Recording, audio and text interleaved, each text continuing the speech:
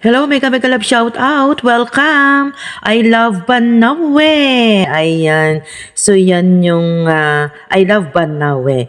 So ayan, nakabili ako ng keychain dito sa souvenir store ng Banawe. Actually, ang dami-daming pamimilian dito, guys. Matutuwa talaga kayo kasi ang dami-daming pamimilian.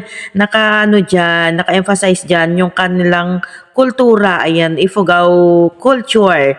So, may mga bags, ayan, so ang dami-dami.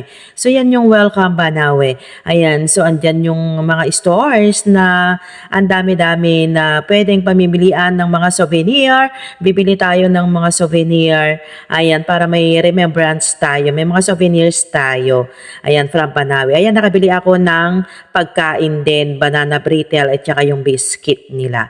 Ayan, so andyan no, dami-dami nilang mga paninda, pwede tayong mamili dyan, guys. Ayan, alam naman natin, guys, na ang Banawe Rice Terraces ay 8th wonder of the world. Ayan, kaya kilalang kilala, sikat na sikat.